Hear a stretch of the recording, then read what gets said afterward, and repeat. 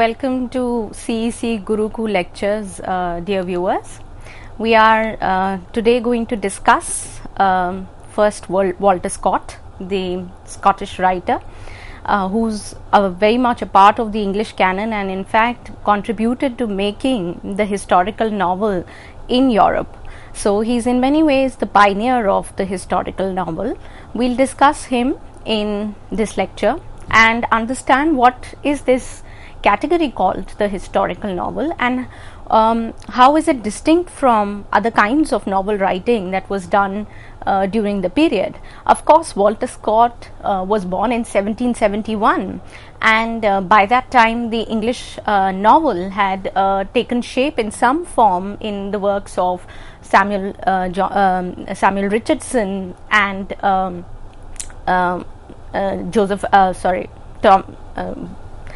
in the works of Samuel Richardson and Henry Fielding. I mean, I was just referring to their works, Joseph Andrews and Tom Jones, but in the works of Henry Fielding and Samuel Richardson.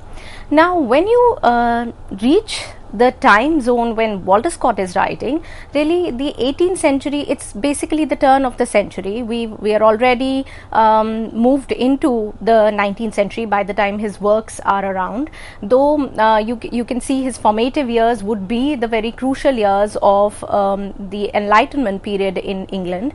Now, importantly, you see, what is important here to note is that England, and I'm talking about England, though I'm talking about Walter Scott, who is a Scottish writer. Now, the important thing is that by this time, England has already, made its impact in the, as a colonizer, and its uneasy relationship with Scotland and Ireland in its own region was becoming, a kind of a daunting reality for the subjects of these regions.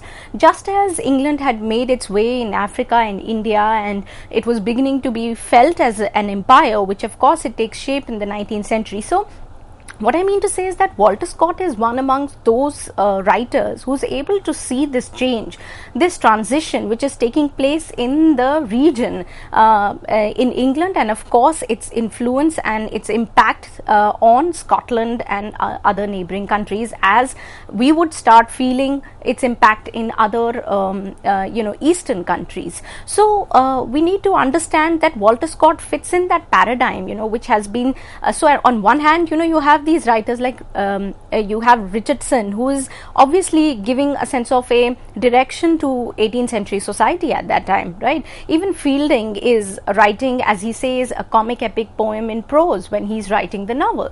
So these people are of course very optimistic about the future of England, but when we turn to Walter Scott, then we realize that one very interestingly, Walter Scott turn to history or turn to the past for representation. Now that in itself might raise a lot of questions as to why is it, of course he's barring one of his novels, everything else is in the past, even if it is in the recent past. For instance, when we speak of his Waverley novels, they're in the recent past, but apart from these, again, he goes back in time, 500 years ago, 1,000 century, 800 years as or so. So the point being that Walter Scott goes into history for, that's the question we need to ask, whether he goes into history to find clues there that can inform the present and guide the present in many ways. And I'll come to this part a bit when I discuss the idea of the historical novel in Walter Scott. But I just wanted you to look at Walter Scott as English, not an English writer, a Scot in many ways, having a kind of a Scottish identity, and when we and that is distinct from the English counterparts. So one, from that point of view, that is something we need to keep in mind. And second, of course, is the contribution that he made in the sphere of novel writing itself, and how novel writing changed with his contribution, and in the sense that he became a model for several other writers of the 19th century, even and Europe, throughout Europe. So it's not just that he had an impact on the English writers, he in fact had an impact on several writers in Europe, including Tolstoy, Balzac. They all speak of the kind of range and the range and the spread of his novels, right? So he gave a kind of a distinct direction to writing itself. So we'll look at the aesthetic question, we'll try figuring out what this historical novel is, and also at the same time place Walter Scott in the tradition of the English novel, which may as well be called not so English in that sense. Of course, we put him in the bracket with other writers, but we must remember that he has a background and he has an identity which he is himself trying to struggle with in writing. So we'll discuss that in a bit. Let's begin our discussion first by talking about Walter Scott a bit, what kind of writing he did, where was he born, etc. So he's born in 1771 in Edinburgh in Scotland, and he was a novelist, a poet, historian, biographer in many ways, and who's known to be the pioneer of the historical novel, as I told you, in Europe. Scott received his education in Edinburgh and practiced law as his profession. So interestingly, professionally he practiced law, he studied law and then practiced it in Scotland, and his writing career really took shape from about mid 1790s. So, and he published several poems to begin with, his and poetic romances. Now he was very fond of the Scottish romances and the regional, very regional kind of images and the regional elements that existed in the folklore of Scotland. So he was deeply influenced by those, and he tried to bring them into his poems. Some of his poems were narrative poems, you could call them sometimes poetic romances. So he did like the he did take on that adventure bit, and that in a way connects him with Fielding, because Fielding also tried to use the mode of adventure or the chaotic hero, the picaro, and working on the picaresque novel in that sense. So there is an element of romance, for instance, in Tom Jones and Joseph Andrews both, and Fielding tries to build a kind of a heroic individual within England at the time, but one who's also an adventurer, an explorer, and who's moving around throughout the length and breadth of the country.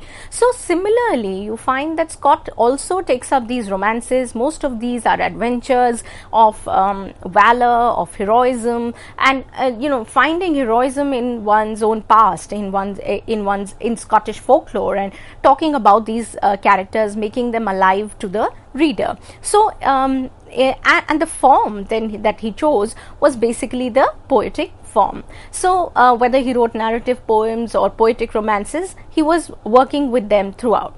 Now this interested him till about 1813, following which you find that he went completely and whole hog into writing novels. Now by 1814 he has been, he had begun writing the Waverley novel, in fact by 1805 or so, but he comes back to it in 1813 and within a year publishes the Waverley novel anonymously. And he, for at least a decade or so, he continues to publish anonymously because he's still not sure of his own talent and his own ability to pull this off. So you find that by 1814 he has published his Waverley novel, followed by two others which come in line, Guy Mannering and The Antiquary. Now Guy Mannering came out in 1815 and The Antiquary came out in 1816. That actually make up what we generally refer to as Scott's Waverley novels, because they are distinct in their style and scope, and because they deal also with a recent past, from 1745 to 1800. I mean, after that you find that Scott completely goes into talking about further off distant pasts, going to 12th century, 11th century or so, 15th century. So you find that he's here in Waverley novels, he's talking about the Jacobite rebellion and how it pans out. Again, it's the question of the old and the new and the tussle that goes on in the novel. I'll come to this basic thematic point of Scott's novel also in a bit. Especially when we discuss Ivanhoe in another lecture. But for now, just to try to see the kind of the career graph or the literary intellectual graph of Walter Scott. So here's a person who's generally interested. He had educated parents, and so he could, and being a baronet, he could afford that kind of a living. He could read, write, and he took the direction of law, but steadily moved in the direction of literature, and from there on writing poems and different kinds, experimenting with different kinds of poems, to reaching a point when he goes into writing novels, and novels of and big novels. It's not like he's just writing a 100-page or a 200-page thing. So other seminal works of Scott then, following this period, once he's found his feet in writing and he's understood he can take this forward, and he's been able to engage the reader by being able to create an ambience of the past, a kind of a gripping environment that could interest the reader in the present. Now that was again absolutely legendary, because he could transport that entire era to an extent that the reader forgot that one was in one's own time, or even that one wasn't looking at Walter Scott. One is completely transported to the era that he takes you in. So that's the beauty of Scott's novels, basically. Following this, you have several other novels. I'm not going into, he wrote about 27 odd novels, but then I'm just giving you some names which are generally one of his, some of his famous works, such as Rob Roy, The Heart of Midlothian, and The Bridge of Lammermoor, A Legend of Montrose. Again, year after year, you notice that he's spinning out novels one after the other, and he's gone completely into literature and left law on the other side, in fact.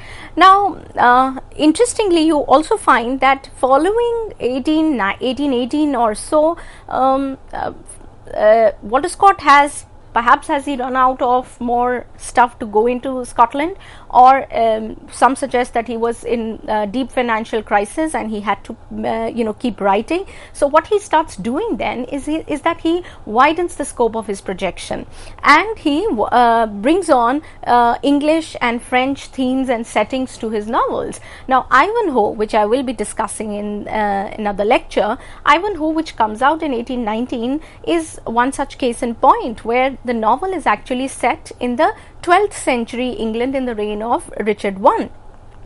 Now you find that and then this kind of continues in the monastery. The abbot soon followed in 1820, and he moved steadily on towards English, French themes, and also Palestine. He wrote on a novel on Palestine as well. So imagine the range of the writer. Now his Kenilworth, which is again a very famous novel of his, along with Ivanhoe, his Kenilworth came out in 1821, but it is set in Elizabethan England, and talks about the life of that period. And we all know that Walter Scott was deeply impressed by that period, particularly Shakespeare and the kind of literary activity that went in that period. So he takes up for projection in a fictional way the Elizabethan England in Kenilworth, and then in Quentin Durward you find that he sets his novel in 15th century France.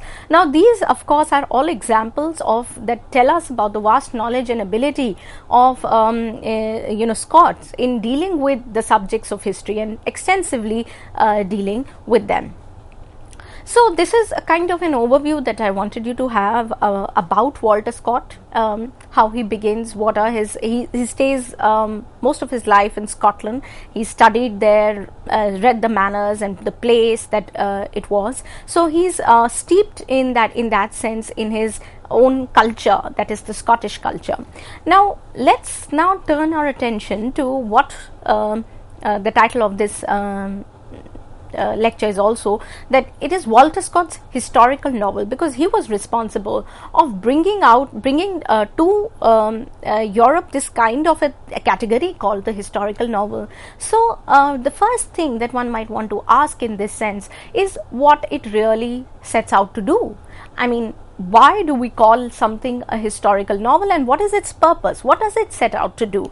Does it want us to have a better understanding of the past? Why should we have an understanding of the past? What does it want to do by going into history? Does it want to create an alternate history, or does it want to give a sense of give the present a sense of meaning by building a kind of a chivalric, valorous past?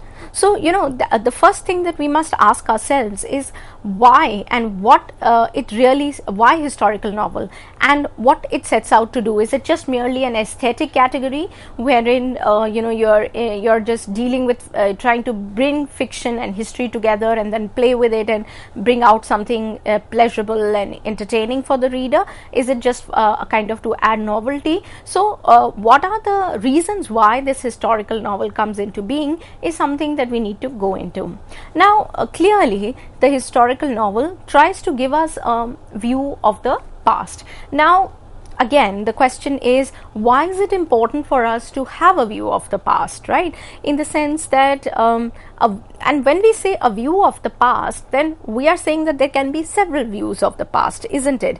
Now therefore we are also suggesting that it is not facts that one is out after. It's not facts that take us to this novel, right? We don't want to know facts. Maybe we do, we are interested in the past, but really we don't care so much about the past. What we care about is a sense of a kind of a viewpoint and a kind of a perspective that we might get in accessing the past. And then what is that perspective? So these are again questions, we'll be covering them. You'll be able to understand it better once I'm able to talk about the historical novel and how Walter Scott uses it.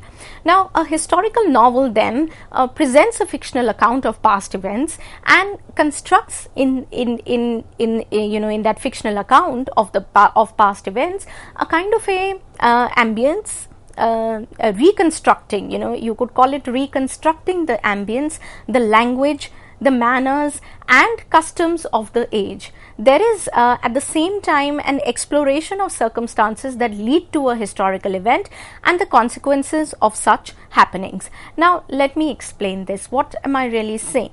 I'm saying that it not only when we reach that period that Walter Scott creates, then it is a reconstruction of the very language that the people at that time used, how they lived, what were the customs they followed, what were their manners like, what was their manner of talk and of living, and what are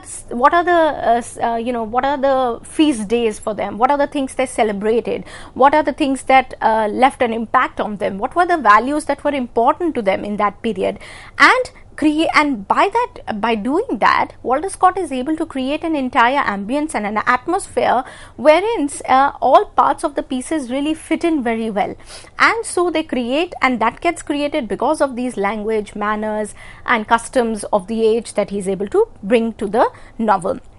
And then when we look at past, then what are we really looking at? There is so much in the past out there. What all do we want to pick? Right now, selecting a particular age and a time is of course the novelist's own choice and prerogative in that sense. But then what is it that he chooses for exploration is something that in itself tells us what has been left out. So Walter Scott really chooses these very important points in history. Whether it is in Scotland or in England, he chooses these very important points in history where some kind of historical change is taking place, some kind of social transformation or a moment of social and political transformation is taking place.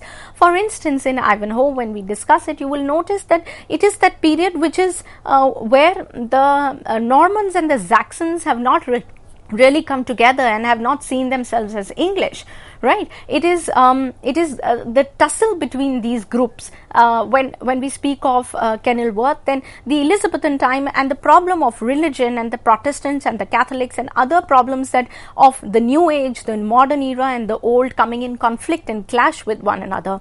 So you find that there is a dramatization of the clash and the conflict and that action which is at the center of a Scott novel or the Scott's historical novel. So he is not just content with talking about what happened, but he wants to explore and dig deeper around that happening and to tell you what led to that historical event, what led to that that transformation happened, that social change took place, but then what led to those that event, what were the things, and what is the view that he takes then. What led to that event is again not seen through the eyes of history or documented facts, but through the eyes of common people who have lived, which could include nobles and kings and others, as much as they could include the ordinary people. So this, in a way, so the lives of the ordinary people, through them he accesses history, and through them he accesses their present and what is their view of their present, and then tries to attach it with that historical event which we might know of in general, or we might have heard or read about, right? So, and following which he would also go on in some cases to talk about the consequences of such happenings, right? Where what if this event took place in history, then what did it lead to? What really happened after that? What did it percolate down to the people? Did it leave a negative impact? So all these questions become a part of the larger paradigm of the historical novel in Walter Scott. Now, so therefore, it is not mere recording of facts, but a projection and interpretation of facts. You see, in fact, if we notice, there is nothing called facts in that sense. Everything is an interpretation of that facts. History might claim to be pure facts, but then the presentation of history itself may be seen as an interpretation. So, but the novel more clearly and in a very defined way claims that it is an interpretation of facts, and maybe an interpolation in that sense could be a kind of an appropriation also of that fact. So, and therefore it is a novel. Why would we call it a novel if it were only facts? So the idea of historical novel, they have obviously two ideas there. One, history, and the other is the novel. Now the novel gives it this kind of fantastic element, the range, and to add as much as the novelist can add to the breadth and to the emotion of that period and to the description of that period, which may or may not be true. Some of it may be imaginative, but the historical part of this category is what keeps it in check and keeps reminding the novelist in many ways to return to the facts. So in fact, the historical novel for that reason becomes very important, but because it manages to say what history does not, because history cannot prove it, therefore it cannot include it in its own discourse. Certain things that may have happened that might have been projected in but were not projected, were not included in its own narrative. So these are those uneasy questions that a historical fictitious account can handle very well and can very easily include in its own narrative. So it is about, of course, it is an interpretation of facts. It is about projecting developments in history and how societies evolved. Now, Walter Scott is somehow very interested in the idea of how societies evolved. He wants to also tell the reader that look, societies went through periods of turmoil and change, and then there was a resolution that was formed or found. That resolution may have not necessarily been one that is desirable by all sections of society, but that became the predominant voice of that period, and therefore it was accepted. So he looks at history as a constant as a constant development, and as societies that keep evolving on the way, and specifically so when they receive a kind of a hit, or during periods of crisis or turmoil, and how they rise from there. And that is one important point in Walter Scott. The other thing is, he's equally interested in seeing the rise and the fall, or the rise and the decline of value systems and ideas in society, in the sense that he wants to also explore and evaluate how certain value systems became important, and how they saw a period of decline, and new ideas came on the horizon, and then they had to be dealt with separately and explored and accepted or rejected. So how societies are also can be defined, can be looked at, can be viewed, how the past can also be viewed as the rise and decline of value systems and ideas. And this is something that Walter Scott is interested in. He wants to understand how certain ideas became popular in history, and then they saw a decline, and then certain new ideas came in which brought in, or in fact vice versa, that different modes of living gave rise to different ideas, and that because modes of living changed, because of the interaction of various units in society, because of the forces, the very larger historical forces in societies moved in a particular manner, people changed their mode of living, and that tussle between the old way of living and the new mode of living became that that fertile ground on which Walter Scott based most of his novels, because they captured the dynamism of life itself. Now this takes us to the point that, well, why was Walter Scott so interested in these histories of the period, histories of kings, and histories of that or of a particular time, the value systems, the dynamism? Why did he want to capture that dynamism, or that tussle and that clash that occurred in history between different forces that were active at the time? Now, the ready answer perhaps could also be that because he was at that juncture in his own time, because Walter Scott was also dealing with this question in his own time, where where Scotland had to deal with, at 2 points it had to work out its own problems. One of moving towards modernity within it, but then it wanted to hold on to its tradition, its Scottish tradition, and then the movement forward, that was one thing. And then it was the colonial enterprise of the British, and Scotland as a kind of a place that had to come to terms with this new reality, and the new reality of that industrialization was bringing in. Now very soon we noticed that industrialization is going to take place, right? And this kind of industrialization is going to cause havoc in 19th century England and Europe at large. So Walter Scott could see the rise of capitalism, and at the same time see the imperialist forces marching towards Scotland, and how he sought to resolve that crisis, and what was the way out is a problem that he is caught up with. And therefore this exploration of the past helps him to understand in many ways his own present time, his own contradictions of the present, his own problems. So viewers, this is something, a kind of a larger overview of Walter Scott's fiction and writing that I wanted you to have, and hopefully that has helped you. We will be talking about Ivanhoe in another lecture to discuss Walter Scott further.